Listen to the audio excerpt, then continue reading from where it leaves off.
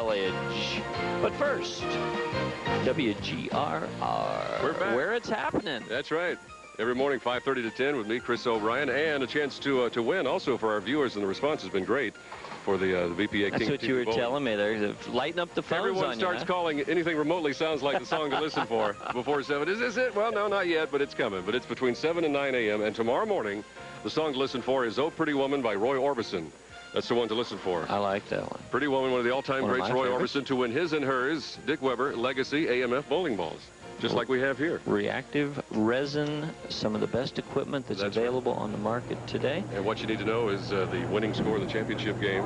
Big caller 5-749-1035 when you hear "Oh Pretty Woman" between 7 and 9 tomorrow morning. What number is that And again? you're a winner. That's 749-1035 or toll free 1-800-749-1035. Can you call from your car? You can, or star 1035. That's right.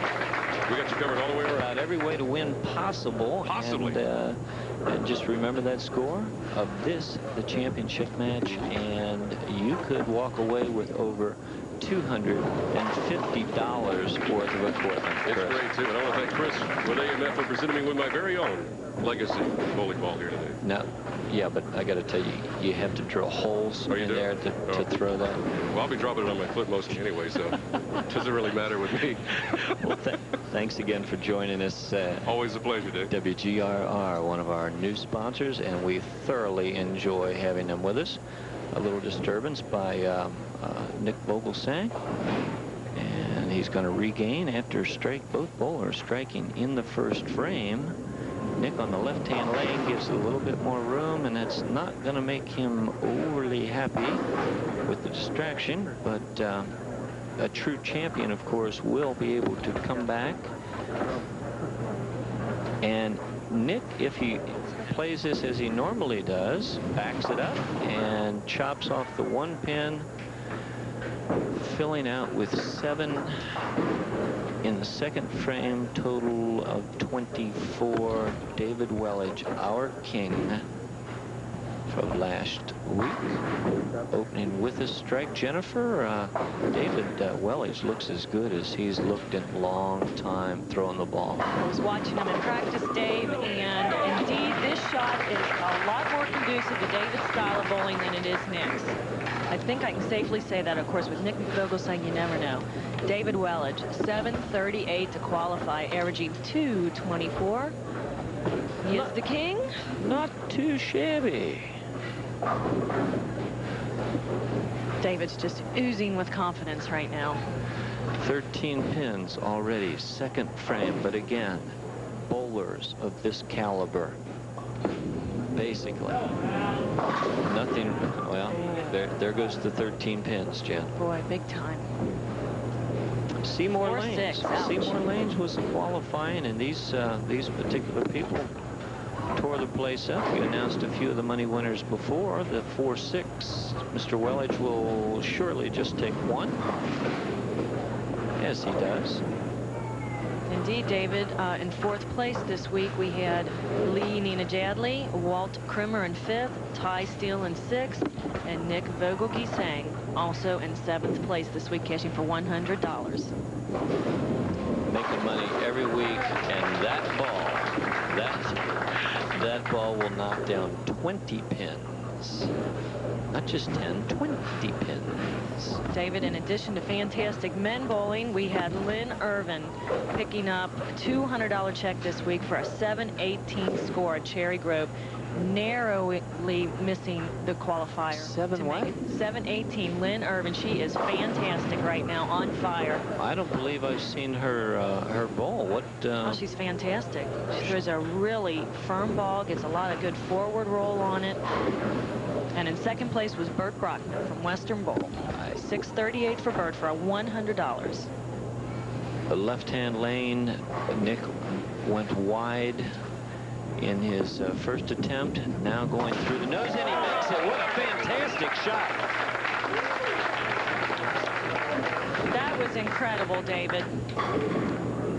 Nick Vogelgesang, take a look at it here. The idea, obviously, a combination shot. Take the 6-pin, slide it across the lane into the 7-pin, and that's perfectly executed. Wow, just the way to do it.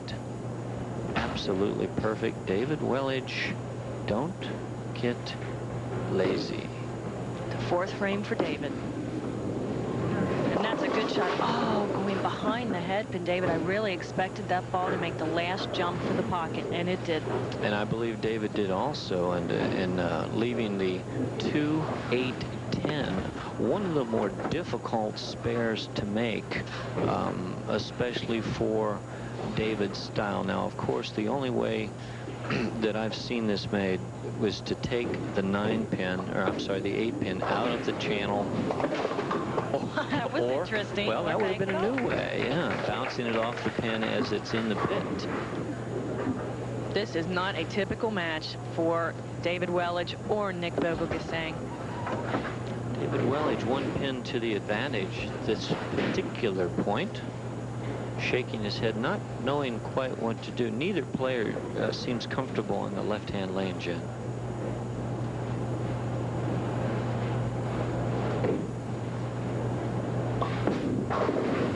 Got it in, David. Oh, and gets away with a Brooklyn.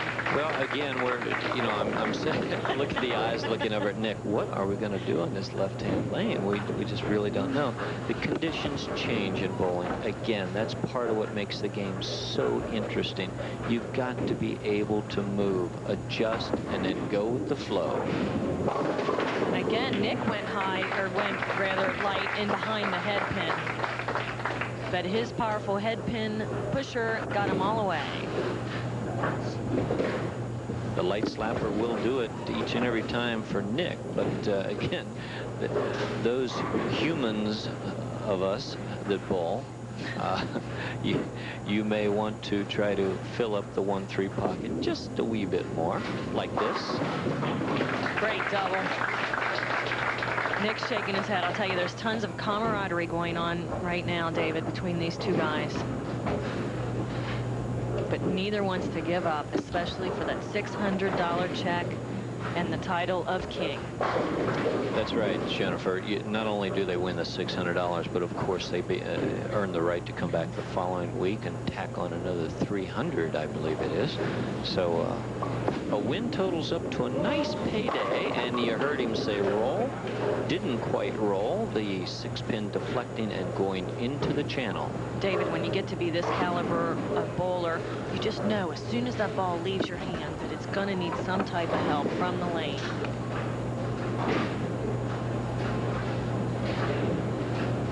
David shot thousands of 10 pins in his day. And makes thousands of 10 pins, right? Jeff Weiler, no danger of giving away the car at this particular showing, but you know, it is here, and I believe we'll get a description of it here in just a minute. Jeff Weiler, the place to go, just opened a couple weeks ago a super used car section. I've got to get out there because my car's on its last legs. My wife, we just got a new Altima from Jeff last year, and by George, I think I deserve a new car too. David, what we have brought out today for us from Christopher Hunter, a Beretta Z26, 3.1 liter V6, and it's got the 5-mile-per-hour bumpers, and that's something I could use. I believe it'll go a little faster than that, though, Jen, so you'd still have to be a little on the careful side. Shooting another 10-pin for David Welage on the left-hand lane. Again, scratching his head, uncomfortable with the shot right now.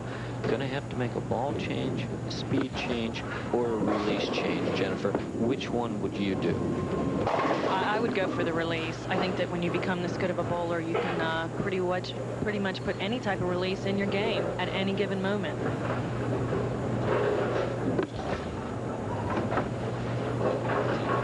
Definitely get a little more roll on the ball to get that weak 10 out. Going across. He made it the first time. Can he do it again? Just barely missing it.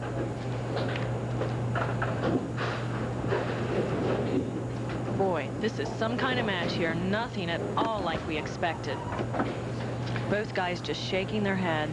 Again, it's match play competition. However, both players capable of shooting any kind of numbers, but the winner will be the one with the highest score. Whether it's 170 or 270, the winner will be determined by the total number of pins knocked down. And this is a very tight match at this point. The true player is going to come out here with the 8th, 9th, and 10th. Nick already has failed to strike in the 8th frame. He'll opt for a spare. David can really get it going. And again, we asked you a little earlier, if you got those pens and papers ready, write this down. We've got the address that we would love to hear your comments. King of Bowling, care of WCPO, 500 Central Avenue, Cincinnati, Ohio, 45202. We want to hear from you, good, bad, or indifferent. We promise we'll read them all, and we'll do what we can to improve the show for you. 150,000 viewers in the greater Cincinnati area. Thank you for tuning in, and we still want to get better for you. David Welage on the right-hand lane, very confused, and we're not used to seeing this, Jennifer. David was even very lined up in practice. I mean, he was striking repetitively. I'm shocked. The lanes change. The players have to change with it. Look at this. Look at that. A very unique way of trying to make this particular spare, and very good attempt, David. Bad count.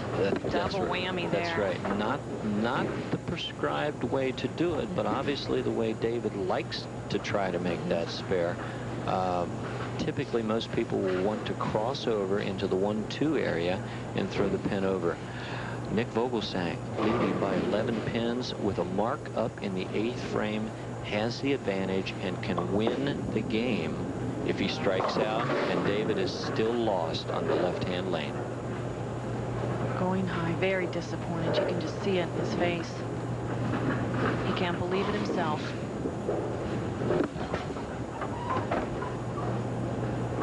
We have some betting house boys out here today, Dan and Jerry from Stone's, Eastgate, and Crossgate and Pinhouse. Mike McDonald came out this morning. Gary Rolfus, president of the BPA, going cross lane and making a spare in the critical 9th frame, plus 11. Nick brings into his 9th frame. Again, the support of our sponsors, the Miller people, have been absolutely fantastic with us, and he almost leaves the 6-7 again, Jennifer. incredible.